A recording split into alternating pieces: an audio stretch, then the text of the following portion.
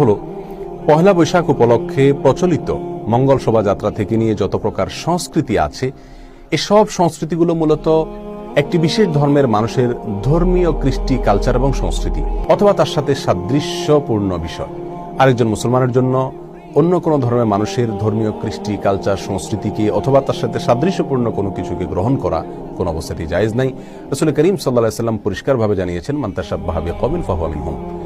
আর এটাকে একজন বিবেকবান মানুষ বাঙালি সংস্কৃতি হিসাবে প্রতিষ্ঠা করার অপচেষ্টাও করা অনুচিত। কারণ ২-৩ যুগ আগেও এ সকল মঙ্গল শোভাযাত্রা অথবা সংশ্লিষ্ট পহেলা বৈশাখের প্রচলিত সংস্কৃতিগুলোর কোনোটির অস্তিত্ব এদেশে ছিল না।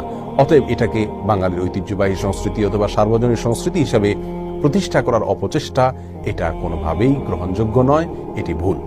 যে উৎসব আমাদের দেশে হয় এটা শরিয়তের সাথে যে বিষয়টা সাংঘর্ষিক নয় শুধু ততটুকুই আমরা পালন করতে পারি, কিন্তু মঙ্গল